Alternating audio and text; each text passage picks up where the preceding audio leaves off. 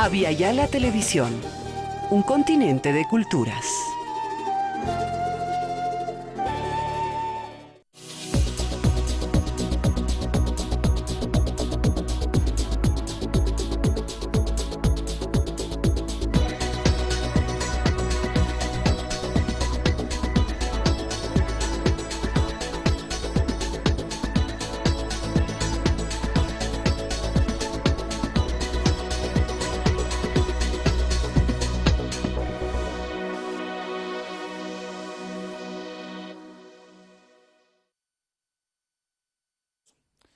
El preludio de la elección del año 2002 tuvo un fuerte componente de guerra sucia entre los dos candidatos hasta el momento favoritos. Gonzalo Sánchez de Lozada, que participaba en su tercera elección buscando la presidencia, y Manfred Reyes Villa de Nueva Fuerza Republicana. Publicidades, ataques de un lado y del otro. El resultado finalmente favoreció por un escaso margen a Gonzalo Sánchez de Lozada, consiguió un 22% del apoyo popular, seguido por Evo Morales, beneficiado por aquella histórica intervención del embajador de los Estados Unidos, con 20.9%, seguido también de Manfred Reyes Villa por una cifra igual. Más o menos 700 votos separaban al segundo del tercero. A partir de ahí entra un gobierno fundamentalmente inestable, con roces muy intensos con el principal de sus aliados, el movimiento de la izquierda revolucionaria. Las promesas no fueron cumplidas. Fricciones, problemas sociales fueron una consecuencia de este periodo. Esta noche en Palestra Política analizaremos el segundo gobierno de Gonzalo Sánchez de Lozada. Bienvenidos, buenas noches. Gracias a Agencia Nacional de Hidrocarburos, presentamos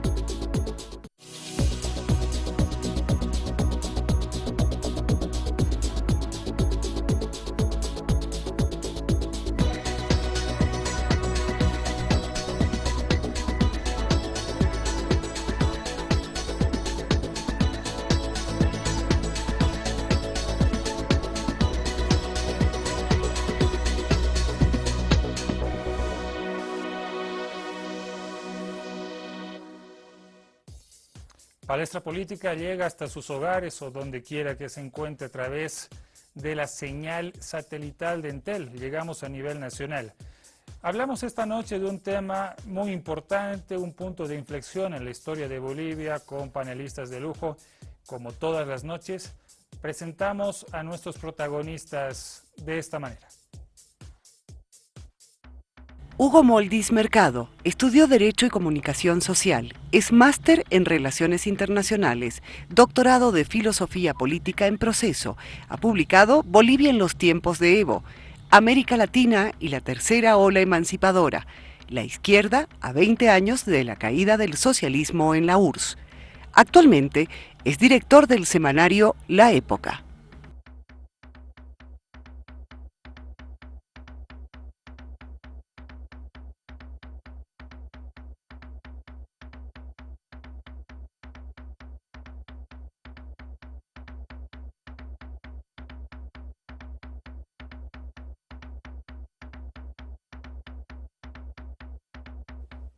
Junto a nosotros también está Juan José Díaz de Medina, ha sido director de Educación, de Extensión del Mecanismo Nacional de Control Social para la Condonación de la Deuda Externa, director de la Asociación Boliviana de Culturas, Derechos Fundamentales, expresidente del Consorcio Nacional de Iniciativa Ciudadana de Observación Electoral Bolivia Transparente.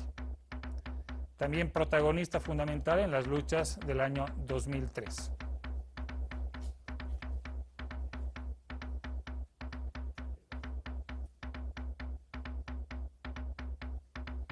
Presidente de la Confederación de Juntas Vecinales de Bolivia y presidente de la Federación de Juntas Vecinales de La Paz.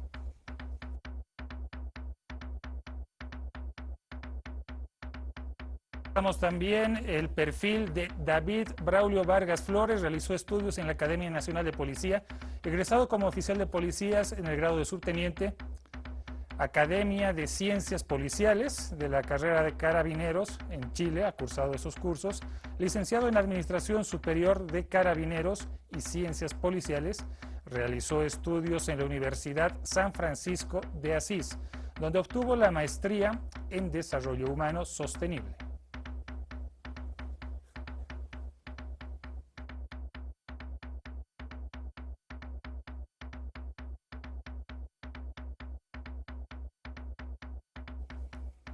Bien, esos son nuestros panelistas esta noche.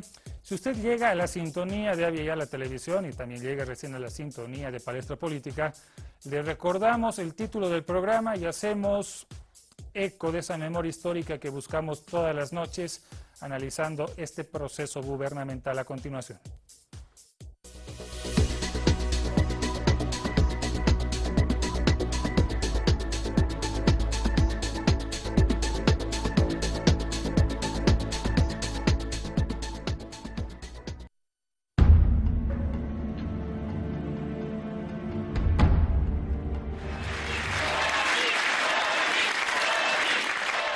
Las elecciones del año 2003 marcaron la débil victoria de Gonzalo Sánchez de Lozada en las urnas con el 22% de los votos después de una desgastante campaña electoral en la que se protagonizó una desmedida guerra sucia con Manfred Reyes Villa.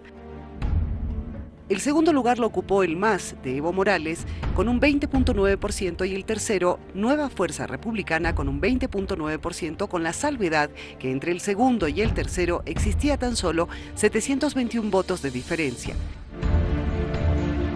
El MNR conformó una alianza con el MIR y se apoyó con el MEBL y el NFR después. Para su segundo gobierno, Sánchez de Lozada tuvo que enfrentar una situación económica muy complicada.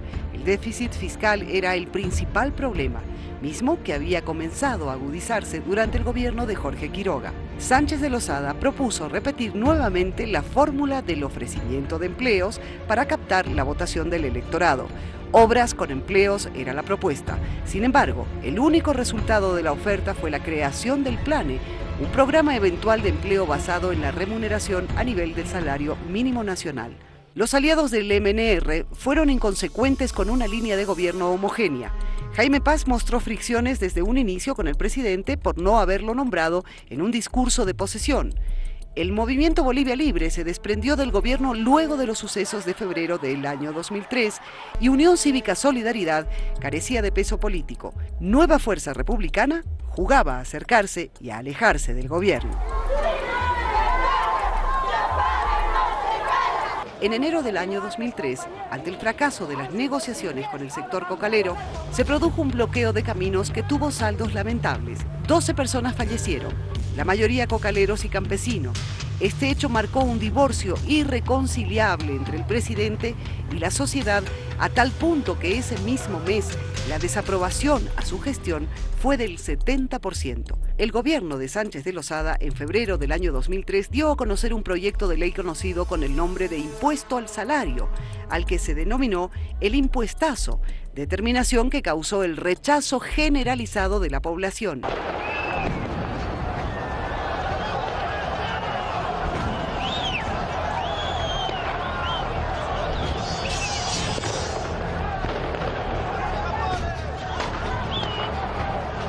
La gota que derrama el vaso fue la posibilidad que otorgó el gobierno chileno para efectuar la venta de gas a México y los Estados Unidos a través de un puerto sin soberanía, aunque libre de impuestos. De inmediato se activaron movilizaciones en el altiplano acompañadas de otro tipo de demandas.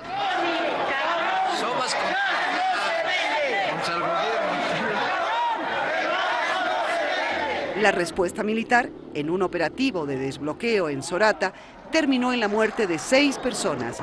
Días después, otro operativo de desbloqueo conducido a garantizar el abastecimiento de la ciudad terminaba con la muerte de más de 60 personas en la denominada Guerra del Gas en el mes de octubre.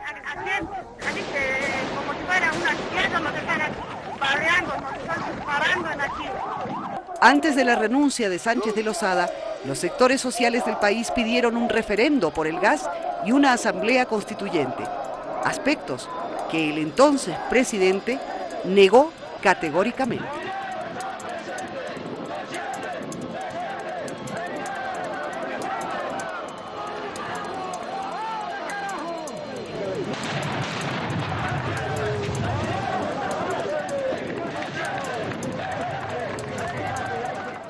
Ahí está la recuperación de la memoria histórica en nuestro programa.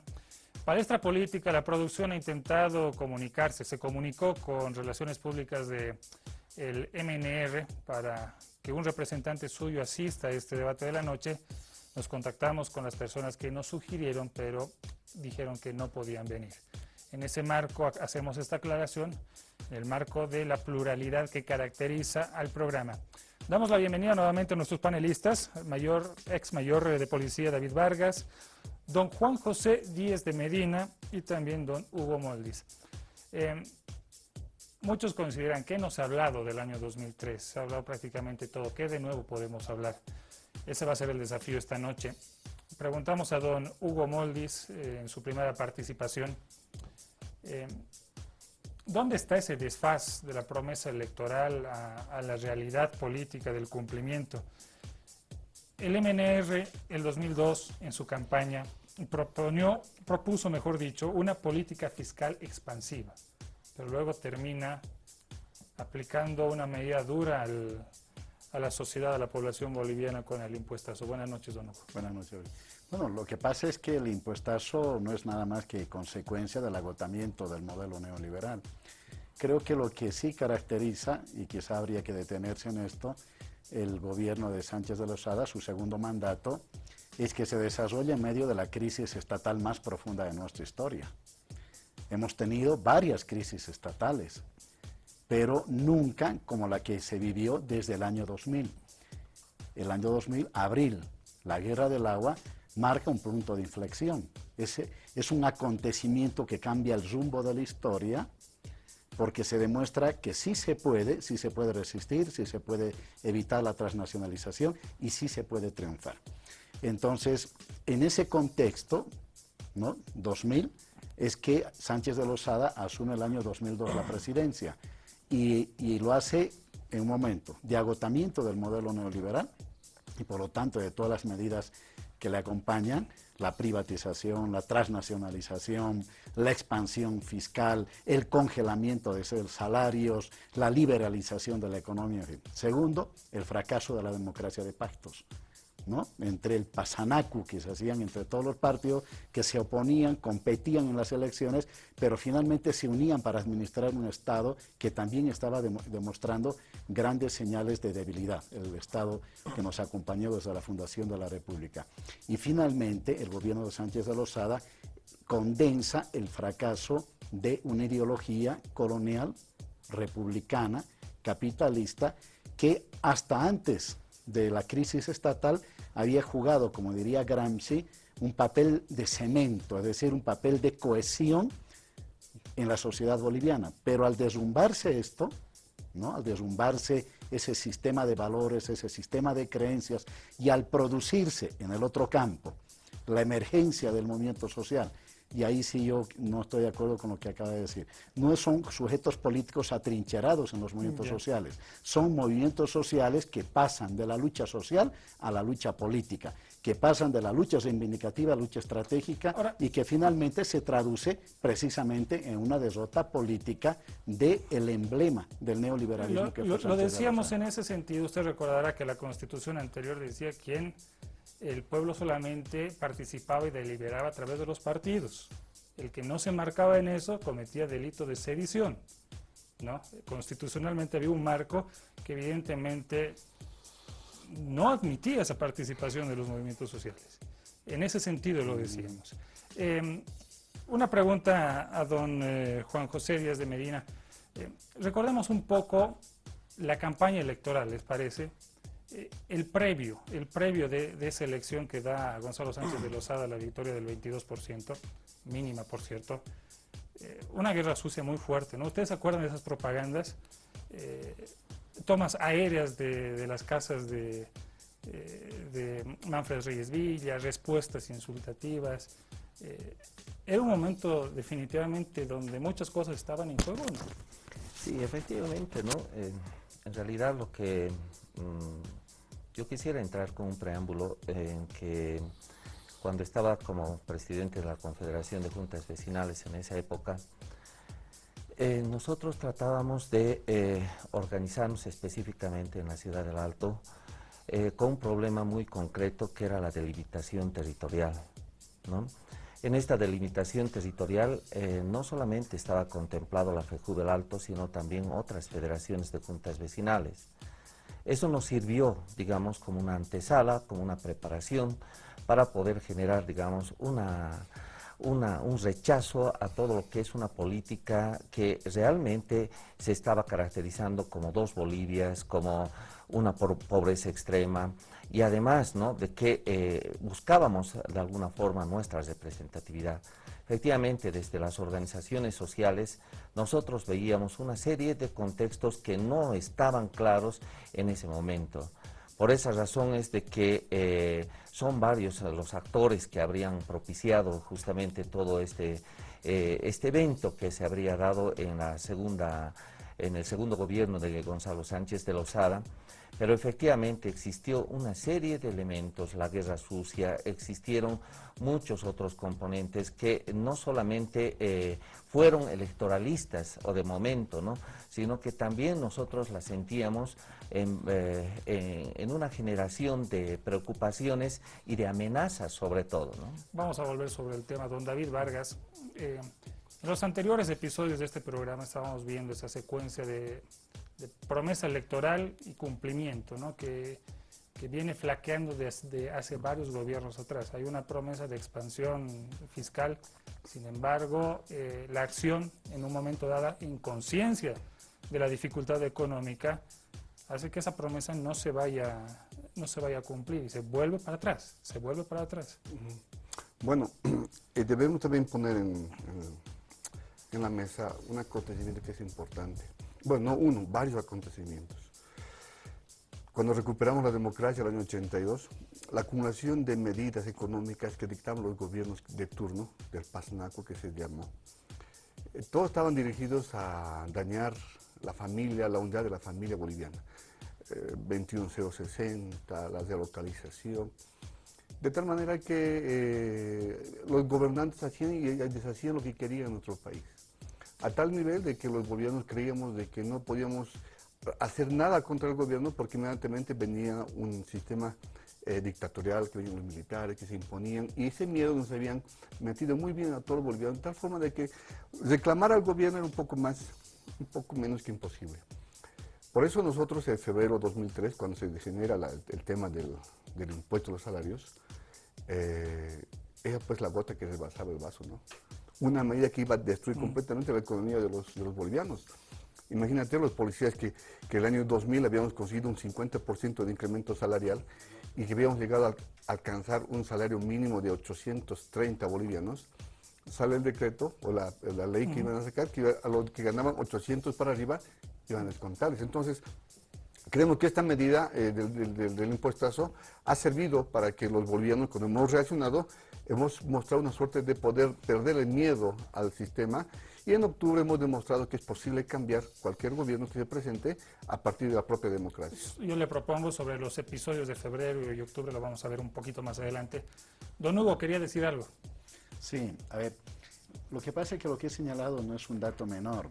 Ya. El monopolio de la representación de los partidos se rompe con la reforma parcial que se hace durante la gestión de Tuto Quiroga, donde se incorpora no solamente al partido como sujeto político, sino a las agrupaciones ciudadanas y a los pueblos indígenas. Ahora, ¿lo hacen porque creen en esa desmonopolización de la representación partidaria?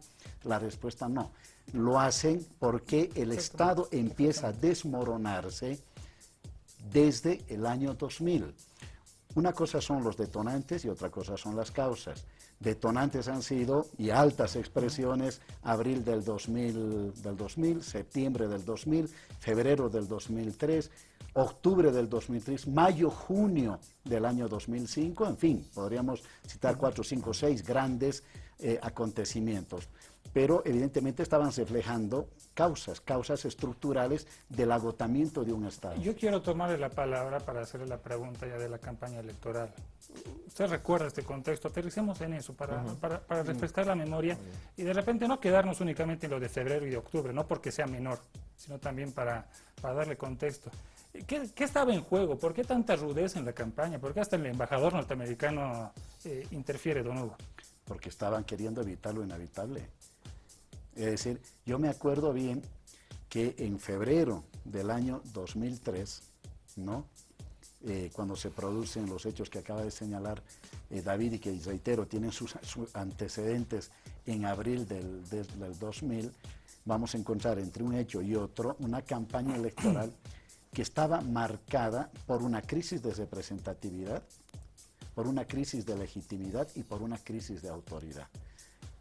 La campaña trató electoralmente de tapar lo que era inevitable, el desmoronamiento del viejo sistema de partidos políticos. Y la trató de hacer con marketing político. Marketing político funciona cuando hay normalidad política. Marketing político no funciona cuando la sociedad y el Estado lo que están demandando es un cambio de estructura. ¿Usted recuerda que hay un documental, recuerda el nombre del documental donde se lo muestra Gonzalo Sánchez de Lozada con un grupo de asesores y planificando, ¿no?, cómo va a ser cada paso de desacreditación del adversario político? ¿Por qué? ¿Por qué? Bueno, en realidad lo que más es lo notorio que dentro de la campaña que existía era el ofrecimiento de los 50.000 empleos, ¿no es cierto? 500.000. O 500.000 Eso empleos. era el plan de ¿no es todos, cierto? pero, ¿no?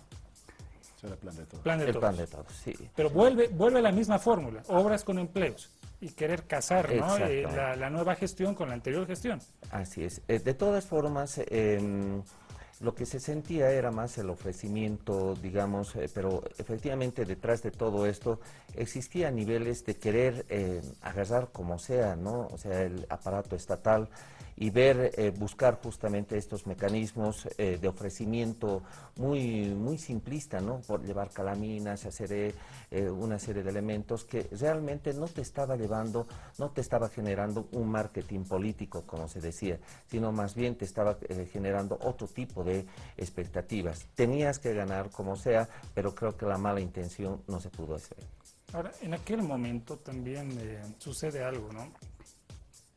Las encuestas empiezan a mostrar su inexactitud, ¿no? Porque supuestamente dos eran los favoritos, pero aquí sí, viendo los números, sí había un triple empate, ¿no? Prácticamente, más triple empate que el del 89.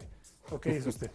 Ciertamente, la desesperación de poder que caracterizaba a la gente que ese tiempo eran candidatos, estamos hablando de Gonzalo Sánchez Lozada y todos los neoliberales, ha marcado en esas elecciones justamente una suerte de pelea, de lucha negra, como se podría llamar, porque los insultos iban y venían de todos lados. Sabían perfectamente de que la derrota o la victoria iba a ser por un pequeño margen. Y lo que se puede recuperar de todo este proceso eleccionario de ese tiempo, yo creo que es la madurez política que van adquiriendo la población boliviana.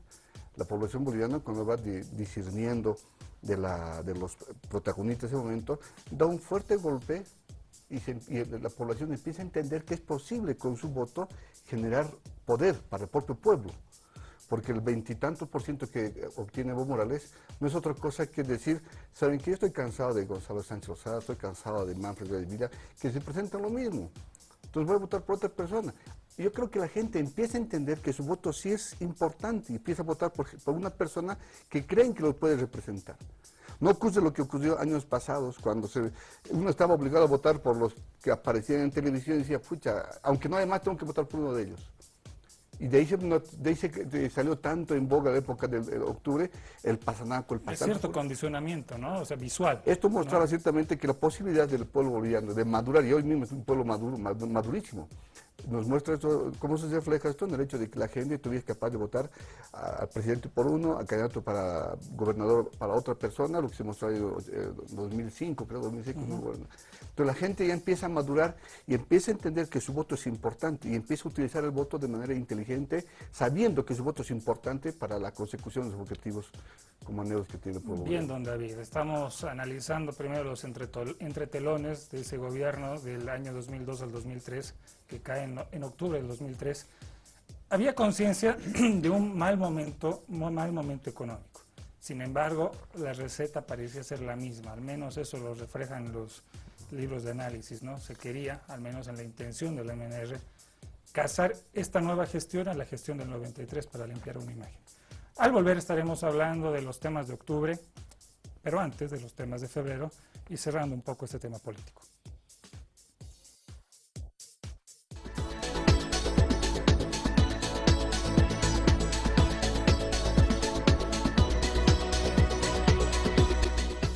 Seguimos en Palestra Política por Avia y la Televisión, hablando del segundo gobierno de Gonzalo Sánchez de Lozada. Don Hugo Moldis, usted hablaba de condiciones en el corte, de condiciones objetivas de crisis, pero, a ver, ¿no es crearse una condición adversa también subjetiva cuando el MNR decide aliarse con el MIR? Un MIR con el que tiene fricciones desde inicio, el día mismo de la posesión. A ver, una crisis estatal es una crisis general, es una crisis por lo tanto objetiva, ¿no? Crisis económica, falta de credibilidad, etcétera, pero también es una crisis subjetiva, es una crisis en la que las ideas que cohesionaban a la sociedad en el pasado ya no sirven para cumplir la misma función, es decir, no son creíbles, no son eficaces. Hay crisis objetiva y crisis subjetiva. Y entonces, en ese contexto que asume Sánchez de Lozada, viene de una campaña, si ojalá hubiéramos tenido la imagen, le decía, del Sánchez de Lozada jurando el 6 de agosto del año 2002. El día era sombrío, pero la imagen de Sánchez de Lozada era más sombría que la propia tarde de ese 6 de agosto.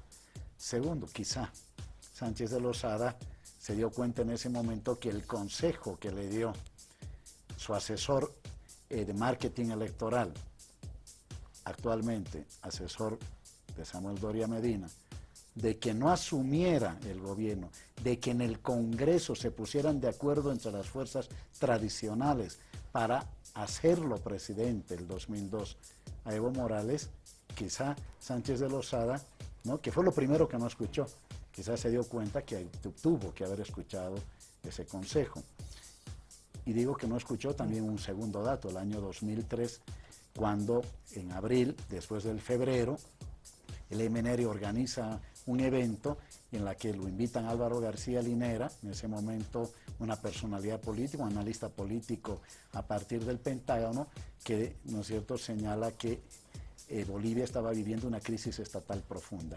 Si se hubiera tenido en cuenta, creo, este conjunto de cosas, seguramente Sánchez de Lozada hubiera tenido una respuesta distinta de la que tuvo. Pero bueno, hubo subestimación, desprecio, una sobreestimación de su capacidad de hacer las cosas, y así le fue el poco tiempo que duró en el ejercicio. Don Juan José, la visión desde la sociedad en aquel tiempo, la alianza, esa cercanía con Jaime Paz Zamora, que tanto incluso se ha parodiado esa cercanía, y que luego derivó en pugnas, ¿no? ¿Cómo se les veía? ¿Cómo se les analizaba? Sí, lo que en realidad sí, efectivamente, no, al margen del marketing político, si ha estado certero o no, nosotros veíamos que era tal vez imposiciones mucho más superiores, ¿no? O sea, ya en este caso del Fondo Monetario Internacional, de Norteamérica, eso es lo que le caracterizaba directamente al gobierno, que vendría a ser como neoliberal, ¿no es cierto? Entonces, era para nosotros muy fácil directamente observar esta situación. Pero ante todo también la preocupación se concentraba en que cuál iba a ser el resultado de todo esto. Porque, por ejemplo, nos acordemos un poco mejor, el NFR se incorporó unos 3 o 4 meses antes de octubre, ¿no? O sea, en agosto del 2003, ¿no? Ellos estaban en una alianza general. Reitero, ¿cuánto aportó esa no aportó absolutamente mucho, ¿no? O sea, en realidad, bueno, ha sido, creo que, más simbólico dentro de lo que se quería, pero si nos damos en cuenta, la UCS, el MBL, el MIR, el ADN, todos en torno al MNR, estaban recibiendo directamente una línea, una decisión que venía desde el Pentágono, que venía directamente a seguir manteniendo, como sea necesario, este viejo esquema bajo esta vieja crisis que se estaba dando, ¿no? Don David Vargas, antes de entrar al núcleo de febrero del 2003, la gestión del conflicto ya empezó a tener dificultades, ¿no? Para llegar ya a febrero. Sí, no. El gobierno y la gestión de conflicto, Sí, a ver, ¿cómo lo evaluamos? yendo con la corriente de Hugo y de José, hay que también dejarlo claro, porque era asquerosa, disculpen la palabra, pero era asquerosa la forma como la embajada norteamericana tenía tanto poder, tanta tuición sobre las mentes y acciones de los gobernantes de nuestro país. No olvidemos que la visa era un requisito sine qua non para poder ejercer la política. No olvidemos que la visa era un requisito sine qua non para poder ser comandante de las Fuerzas Armadas, comandante de la policía. Era un requisito para ser ministro del gobierno. Nadie que no tenga la anuencia, el visto bueno, la bendición de la embajada podía tener la libertad de hacer un ejercicio político en nuestro país. Y eso lo sabemos perfectamente todos. En la policía todos se preocupaban por si pucha visa o el gringuito, aquí está de buenas con el gringo la DEA, etcétera, etcétera. Han tenido tan sometidos a los políticos de nuestro país que era vergonzoso para todos los bolivianos. Para todos los bolivianos policías que sentíamos esa relación completamente denigrante. Esto ha venido acumulándose con el hecho de que el embajador, cuando lo citaste, el embajador Rocha, es el que dice no deben votar por... Entonces la gente, que como había explicado, había madurado, había tenido conciencia de su votación y de la importancia de su voto, hace que su voto y da justamente el voto a quién debe dar. En enero ya había el problema, ¿no? El bloqueo Cochabamba-Santa Cruz y más de una docena de muertos, ¿no? Este bloqueo que se genera justamente por medidas también del gobierno, viene a correlación con lo que va a significar después la famosa ley del impuesto a los salarios, que no es una medida que lastimosamente el gobierno y mucha gente no reacciona de manera oportuna. Cuando tengamos que tocar el tema, por ejemplo, de octubre, vamos a hablar de la FEJUVE de La Paz, por ejemplo, y la FEJUVE del Alto. Son dos instituciones que actúan de manera absolutamente, diametralmente opuesta. Vamos a hablar, por ejemplo, de Juan del Ganado, que eternamente ha sido oficialista en todos los gobiernos neoliberales. Desde el 82 hasta el 2009, que se retira del MAS, ha sido oficialista. Lo hemos votado cuando intenta hacer una cadena humana desde Calacoto, de lo hemos votado. Bueno, estas cosas la gente también tiene que refrescar su mente y saber que es importante tener cosas en el momento de decidir por su voto, ¿no? Bien. Lo que le proponemos a continuación es ver la percepción de la gente, la percepción histórica en las calles de La Paz. Hemos preguntado sobre los recuerdos, las valoraciones, los adjetivos, los criterios de este periodo gubernamental. Esta es la respuesta. Masacre total, ¿no? De Goni con los civiles, ¿no? Nosotros, yo en especial he visto en Villa Esperanza, en el puente Río Seco, que cómo ha pasado tanto la lluvia, el octubre negro nos han traído días más amargos. Realmente el pueblo está muy resentido de lo que ha habido masacres en los años anteriores. Realmente aquí la población de La Paz está muy resentida al respecto de su gobernación de Goni. Se veía el entrar del ejército y la propuesta de la gente que luchaba por el tema del gas, y era duro, fuerte y triste. Era un tema muy desolador. Era fuerte porque yo sé ver cómo se ven morir las personas, sabe ver esos enfrentamientos con los militares y los civiles, y fuerte enfrentamiento había. Y después no había ya de comer, nada de comprar, nada, no había. Lamentablemente pues ha sido un desastre para Bolivia porque muchos ciudadanos han muerto en esa ocasión realmente.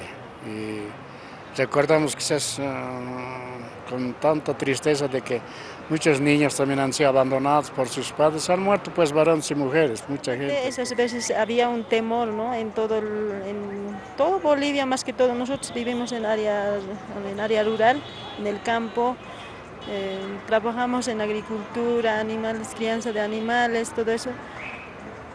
Ciertamente había un temor que es para nunca olvidar. Ahora, revisando algo de bibliografía ya para entrar a lo del tema de febrero, el gobierno buscaba cierto apoyo económico del FMI en ese momento. Se le niega y se le sugiere un gasolinazo, pero el gobierno dice no, vamos a aplicar otra medida. Sale Gonzalo Sánchez de Lozada, era un mensaje a los bolivianos, ¿no es cierto?, donde daba a conocer esta ley del impuesto al salario, y ahí fue el boom. don Hugo Moldis. Sí, fue, reitero, una expresión ya de una crisis económica. Se trató... Pues ¿coincide que fue ese acceso, ese apoyo económico, ese colchón económico? Yo no sé si eso hubiera resuelto las cosas. La crisis era mucho más profunda de la que el propio gobierno suponía.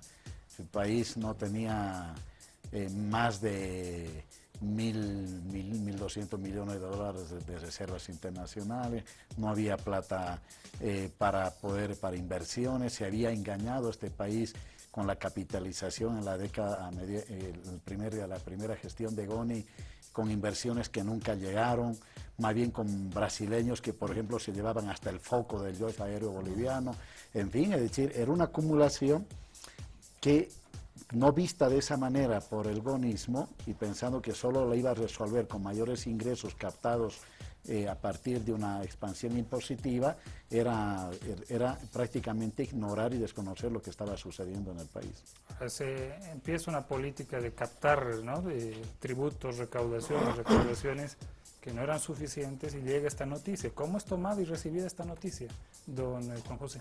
Sí, bueno, miren, en realidad yo podría comentar también o aportar el comentario de esa época cuando el año 2000, en realidad en base a la Iglesia Católica que generó directamente la condonación de la deuda externa en el país, nuestra deuda se incrementó enormemente, 5.000 millones de bolivianos, ¿no es cierto? O sea, sobrepasando con una deuda interna inclusive bastante elevada y que realmente ese gobierno en realidad estaba totalmente agobiado, desesperado con una serie de cosas y que tenía que buscar ese tipo de implementación de políticas que de alguna manera les acolchone, si vale el término, dentro de sus aspectos, ¿no? Entendíamos muchos elementos de que todo era una imposición y el sentimiento de la gente de abajo era de que realmente nos estábamos empobreciendo cada vez más. No encontrábamos una respuesta política de parte de los gobernantes, ¿no? O sea, tantos partidos, tantos caudillos unidos no tenían absolutamente una respuesta como tal. Para nosotros ese era el detonante directamente para buscar alternativas también en nuestra propia economía. Don David Vargas, estábamos revisando libros de historia, a usted se lo muestra como alguien que ha ido en contra de la Constitución por aquel alzamiento de la policía. Explíquenos las razones del alzamiento y la percepción de esa medida, de ese mensaje a la nación de Gonzalo Sánchez de Lozada, donde se anunciaba esta medida. Bueno, Carlos Mesa en su libro de historia me cita 5 veces y las 5 veces dice David Vargas debe ir a la cárcel por una acción de simplemente representar o asumir una responsabilidad que el conjunto de policías, por ser de mayor jerarquía, me asigna. No sé si es textual, pero sí le hace alguna alusión. Sí, textualmente yo lo he leído, el libro de historia. Pero, sin embargo, es importante poner en conocimiento de la opinión pública que cuando logramos que el ministro de Gobierno a las 3 de la mañana asista, el ministro Gasser, asista a la reunión de los policías que estamos en emergencia, yo recuerdo que justamente yo quiero recordar que Álvaro García Linera, Raúl Prada han sido mis docentes en la maestría que han hecho mención. Y en una de sus clases con ellos justamente tocamos esos temas y me vino a la mente un tema que habíamos hablado justamente con Raúl Prada. Y se los recordé a Gasser. Le dije, ministro, el Estado cuando está en crisis, porque está en crisis económica, está en crisis fiscal, etc. Dije, ministro, si realmente está en crisis el Estado, existen 2 formas de poder solucionar la crisis. Una es reduciendo los gastos fiscales o creando más impuestos. ¿Por qué ustedes optan por lo segundo? ¿Por qué no empiezan por reducir los gastos del Estado? ¿Por qué no eliminan los gastos reservados? Y dijo, no se puede. A todo lo que proponíamos como forma de solución decía, no se puede, no se puede, no se puede. Y ahí es cuando un capitán levanta la mano y dice, pero hizo mi mayor, me dice, sí, le digo. Dice, ministro, usted estaba en la campaña de Gonzalo Sánchez Lozada, le dice. Sí, ahí decían, a todos sí se puede. ¿Y por qué ahora dice no se puede a todo lo que planteamos? Porque inclusive hemos planteado que quieren incrementar impuestos, si es tan necesario, ¿por qué no aplica a la gente que gana 5.000 bolívares para arriba? Bueno, la gente, los policías que tienen relación con esposas, con las maestras, con empleados públicos, etcétera, estaban convencidos de que esa medida tenía que revertirse. Lo hemos conseguido. Sin embargo, es bueno que la gente sepa también que a mí no me dan de baja por los hechos de febrero. ¿No? Claro, que se dan cuenta que ese acontecimiento, cuando la policía se levanta, hace su acción de reivindicación social nacional, quieren ejemplarizar a la policía, al GES le cambian el nombre, del GES le cambian el nombre por UTOP, quitan del uso del uniforme que tiene un metropolitano y quitan del reglamento de uniformes la capa ya está prohibido el uso de la policía. Pero a mí no me dan de baja de eso, me dan de baja por haberme abrazado con un militar. Yo en el mes de marzo me abrazo con un militar buscando reivindicar a las dos instituciones que a ojos de la OEA y otras instituciones eran los causantes, supuestamente, entre comillas, de un intento de golpe, de matar al presidente, ¿no? Es lo que decía Gonzalo Sánchez Lozada. Yo creí que con ese abrazo promovido podíamos generar una nueva relación de amistad entre militares y policía, lo que se consigue a la fecha. En este momento no hay una ceremonia pública o privada en que no estén juntos, militares y policías unidos. Me dan de baja por ese abrazo cuando debían haberme condecorado por ese abrazo, porque desde entonces hasta hoy nunca más se han vuelto a separar policías y militares. Entonces, si hablamos de la parte constitucional, tampoco ha sido una sonada, tampoco ha sido una sedición, tampoco ha sido un acto de desconocimiento del poder constituido, porque hasta el último momento hemos seguido llamando señor ministro, señor presidente y al comandante general.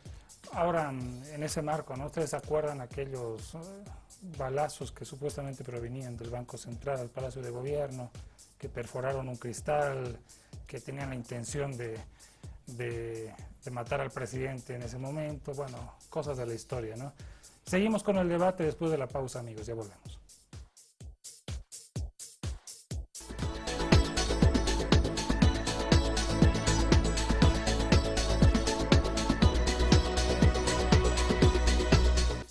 Compartíamos con nuestros panelistas las razones de las movilizaciones el año 2003, cómo llegaban los sectores sociales al mes de octubre. En el Alto, el tema del formulario Mayapaya, bloqueo también en la ruta a los Yungas, en protestas sociales también en Oruro a raíz de la muerte de uno de los campesinos. Pues, sin embargo, aparece un factor, ustedes me corregirán, de cohesión, la venta de gas a Estados Unidos y a México por un puerto chileno, un proyecto que nace una gestión antes, don Hugo Moldis. A ver, cuando se pasa de la lucha social a la lucha política, no se lo hace de la noche a la mañana. Hay por lo menos tres grandes momentos. Hay un primer momento de lucha reivindicativa sectorial, qué sé yo, de los fabriles, por otro lado los mineros, cada quien reivindica algo. Un segundo momento es la unificación reivindicativa de esa lucha. ¿Sí? Sigue siendo todavía reivindicativa, pero muestra un nivel más alto de organización frente al primer momento. Y el tercer momento es el momento en que de la lucha reivindicativa se pasa a la lucha política. Ahora, la lucha por la defensa del gas, o más bien para evitar la exportación, la guerra del gas, en fin, como queramos llamarla, se convierte en el gran paraguas de una multiplicidad de reivindicaciones, pero que a diferencia del primero y segundo momento, hoy están unificadas, ¿no? Y esa unificación precisamente la hace una lucha ya no social, la hace una lucha política, primera cuestión. Segundo, el año 2003 se produce una fisura en el aparato estatal, policías y fuerzas armadas, producto de la irresponsabilidad, no de policías y militares, producto de la irresponsabilidad de los que estaban gestionando el poder político. Y tercero, yo diría como un hecho importantísimo, es que el 2003 nos muestra que hay un pueblo que empieza a ser poder, empieza a ser dirección antes de ser gobierno. El Parlamento y el Congreso más bien y el gobierno estaban contra la pared, y estaban contra la pared porque no tenían nada nuevo que ofrecerle a este país. Mientras tanto, en los sectores sociales, urbanos, rurales, asambleas, en las comunidades, en los ampliados, se estaba construyendo poco a poco esa unificación política que devendría años después, el año 2005, en un triunfo electoral que marcó el cambio de la historia de este país. A ver, vamos con usted, don Juan José. el tema en el Alto, el tema en La Paz y cómo se unifican los criterios, como dice don Hugo Moldes. Sí, había la bronca de ese formulario del Maya-Paya, ¿no ve? No solamente eso, sí, yo coincido con Hugo lo que dice, ¿no? De que había otro tipo de componentes, ¿no? Por ejemplo, yo recuerdo muy bien ya, inclusive para la Guerra del Agua, tuvimos que coordinar con Óscar Olivera o con Omar Fernández. Se fueron acumulando así una serie de elementos. La marcha que se estaba protagonizando a la cabeza del actual presidente Evo Morales desde Caracollo, los conflictos efectivamente que se estaban dando en los yungas, los problemas que se estaban dando ya sea en el problema de Sorata o Arizata, etcétera, o lo que pasaba con los mineros en Patacamaya. Era una serie de sumas que se estaban dando. Y teníamos que estar ahí los actores sociales, la federación, confederación de juntas vecinales, teníamos que estar, ¿no?, coordinando todo este componente. Por tanto, sí, efectivamente, este movimiento social, todo lo que se iba dando, el Maya-Paya, que realmente era otro elemento destructivo para la ciudad del Alto, ¿no? Que nos generaban tanto problema que el problema principal para nosotros era la pobreza y la extrema pobreza, ¿no? Y que deberíamos pelear. ¿Qué valía, qué servía la vida en ese entonces para nosotros? Teníamos que ofrendar, teníamos que salir a las calles, teníamos que generar toda una serie de cosas para resistir justamente ese tipo de políticas. Ahora, don David Vargas, usted estaba del otro lado, situado. De repente, internamente estaba con otra conciencia, pero situado desde otro lado. Todavía la policía salía y trataba de controlar a la población, hablo entre febrero y octubre, ¿no? Todavía las Fuerzas Armadas salían, se movilizaban, comentando ahí en estudio, a alguien le tocó en controles estar en el cuartel, ser soldado, y lo sacaron, los llevaron a Guarizata. ¿Cómo se veía este fenómeno? Desde la policía boliviana. Es importante dos puntualizaciones. Primero, de que en las muertes que se han suscitado en el Alto, no han actuado policías. La policía en el interludio, ¿no? Sí. Primer punto, ¿no? Simplemente para que la gente no diga, pues los policías han matado. Los policías no han generado muertes en octubre, septiembre, agosto, septiembre, octubre. No han causado muertes. Segundo, los caldos de cultivo que se generan en la sociedad de manera constante con las medidas que generan los gobiernos de turno, podemos asimilarlo a lo que ha ocurrido, digamos, en el año 52, con sus momentos, su lectura del momento. También hubieron cultivos, caldos de cultivo que se alimentaban con frustraciones, necesidades incumplidas, promesas, conjunto de cosas que la gente, cuando encuentra la rabia, busca por dónde canalizar su rabia, y encuentra una fuerza, encuentra la policía. Y con la policía también logra una victoria, bueno, que también se la birlan otro conjunto de personas, y se consiguen objetivos que se deseaban la población. La votación de las mujeres, nacionalización, y un conjunto de cosas que el pueblo requería, pero no lo podía hacer porque el gobierno de turno no lo cumplía. En octubre ya mandaba Sánchez Berzaín claro. El ministro de Defensa. Lo propio ha pasado en 2003. Y la policía, sabemos que tiene un mando muy diferente, pero ¿se veía influenciada por eso? No, la policía, el 2003, la policía, no olvidemos que en febrero, cuando revienta todo esto, nos creemos una suerte de despertar, rompe el miedo al sistema. Y en octubre hacemos patente de que se puede, mediante fuerza y movilización popular, democrática, conseguir objetivos de sacar al gobierno y poner agendas que creíamos que los políticos la cumplan. ¿Por qué creemos de que la policía en ese momento era un actor importante en febrero? Para muchos sí, para otros no. Pero la policía a lo largo de su historia institucional siempre ha estado al lado del pueblo y ha actuado según la voluntad del pueblo. Ahora, cuando dices de que la policía y las Fuerzas Armadas han estado del lado del gobierno, yo he estado del lado del gobierno, lo que pasa es que la conciencia que uno genera a partir de su vivencia cotidiana, no se la puede la policía manifestar libremente, con las Fuerzas Armadas no se la puede manifestar libremente. Esa ha sido una lucha institucional que muchos oficiales, en los que me encontraba, habíamos planteado que el tema, por ejemplo, de la deliberación, El 2003 nosotros dijimos, este tema de la deliberación, no deliberar, solamente ha servido para incluir los actos de corrupción de nuestros jefes. Y era cierto, si tú querías denunciar un acto de corrupción de tus jefes, estás deliberando, era castigable. Entonces nosotros ahí habíamos pensado, habíamos creído que era lo importante para poder canalizar nuestras necesidades, era precisamente crear una instancia de deliberación, que lastimosamente no se ha podido dar, porque hasta ahora lo siguen viendo a la instancia de sindicato, en la policía, como una instancia de mala palabra, ¿no? Que creo que no lo es. No quisiéramos que se queden aspectos sueltos. Don Hugo Moldis, a ver, evaluemos la función vicepresidencial en aquel momento. ¿Cómo lo tendríamos que ver? Hay algunas pautas, ¿no? Hay una oficina de lucha contra la corrupción. Mesa dice en su libro, he dado discursos fuertes denunciando el coteo entre el MNR y el MIR. Se ha criticado también el bloqueo en el Congreso para la reelección de doña Ana María Romero de Campero. ¿Cómo se evalúa esa función presidencial? Absolutamente funcional al presidente.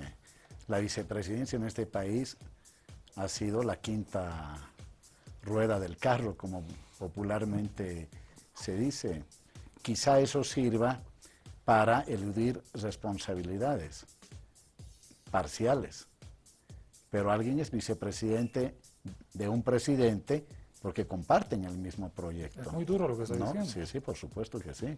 Y es cierto. ¿No? Entonces, no es que la gente vota por un presidente en una papeleta y por un vicepresidente en otra, ¿no?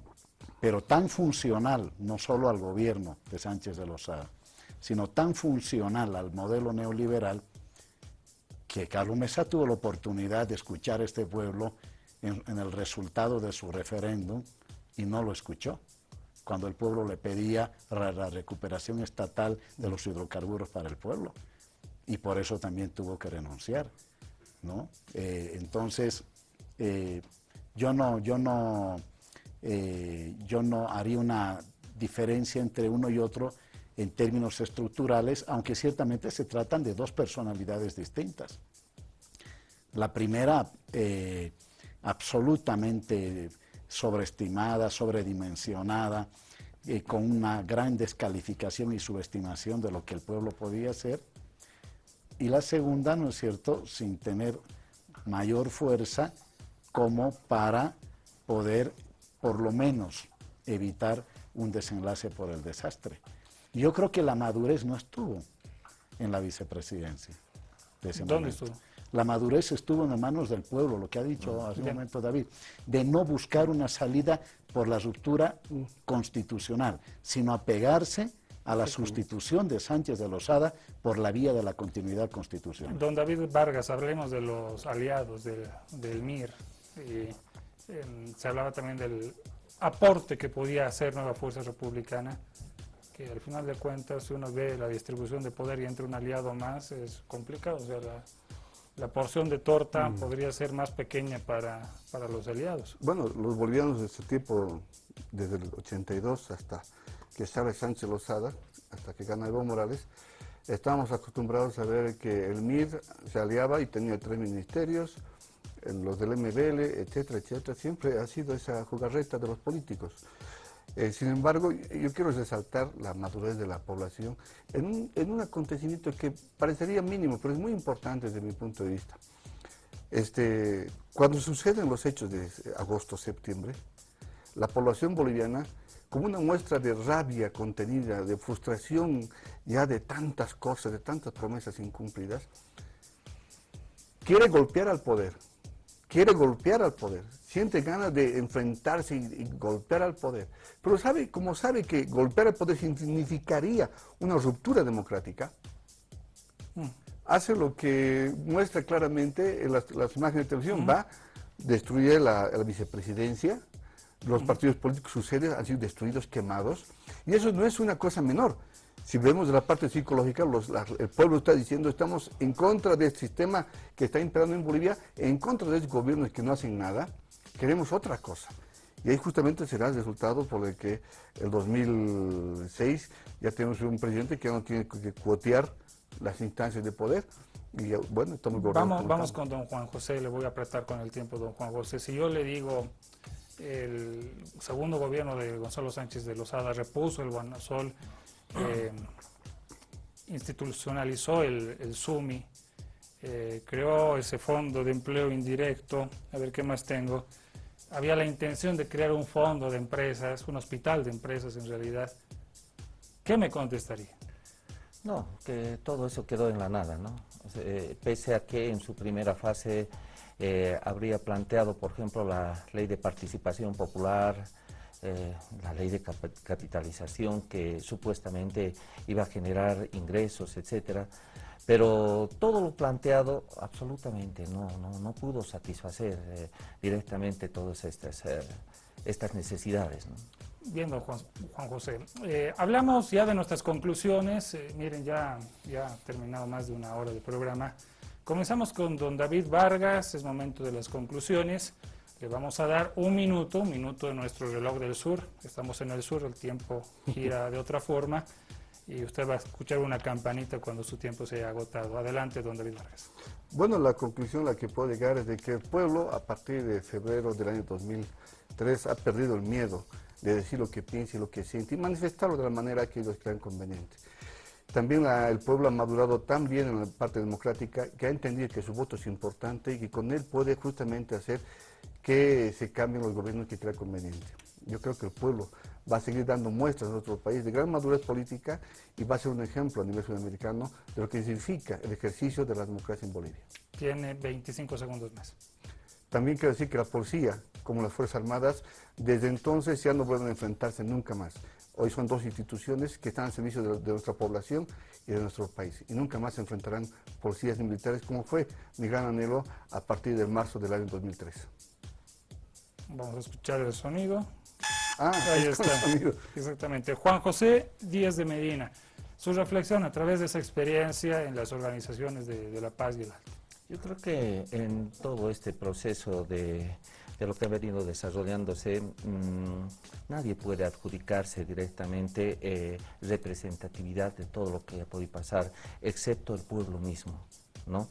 Porque no nos olvidemos que estaba a cargo de la Central Obrera Boliviana Jaime Solares, que tampoco tenía, digamos, clara la figura como para poder generar, digamos, algún tipo de resistencia.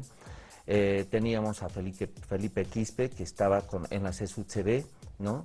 Y en la FEJUVE Alto, por ejemplo, estaba Mauricio Cori como presidente de la FEJUVE, que también se diluyó, ¿no? Creemos que de alguna forma el pueblo alteño es conjuntamente otros sectores, e inclusive acá en Chasquipampa, en diferentes sectores, en propio Patacamaya, cuando venían mineros, etcétera, han dejado sus muertos. Y creo que es el pueblo valeroso el que ha sabido defender su democracia, ha sabido defender sus propias necesidades. Y creo que eso es lo más valioso y lo más simbólico durante esa gestión. Don Hugo Moldi, su conclusión, su mensaje también a los televidentes. Sí, el gobierno de Sánchez de Lozada es la síntesis, la expresión de una crisis estatal de largo aliento. En el corto plazo del neoliberalismo, en el largo plazo de las estructuras capitalistas y coloniales que acompañaron desde 1825. Es la síntesis de la exclusión, de la colonialidad del poder, pero al mismo tiempo es la síntesis de la emergencia de los pueblos indígenas, campesinos, del campo popular, de los obreros, de un pueblo dispuesto a escribir su propia historia. El gobierno de Sánchez de Lozada es el punto de inflexión entre un Estado que expresaba y representaba a unos pocos y el inicio de un pueblo que años después se convertiría en poder a través de Evo Morales. Gracias, amigos, por su preferencia acá en Palestra Política. Antes de cerrar este programa, le proponemos ver algunas imágenes de lo que analizaremos mañana desde las 10 de la noche en Palestra Política. La gestión de gobierno del presidente Carlos Mesa. ¡La presidenta de la República! ¡Nuestra presidenta de los bolivianos! ¡Aquí!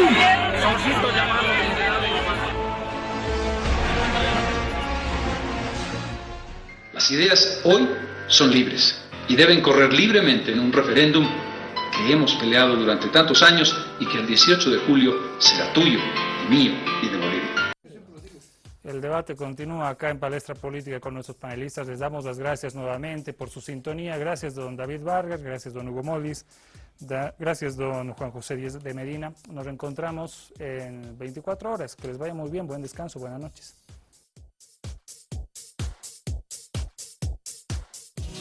Gracias a Agencia Nacional de Hidrocarburos, hemos presentado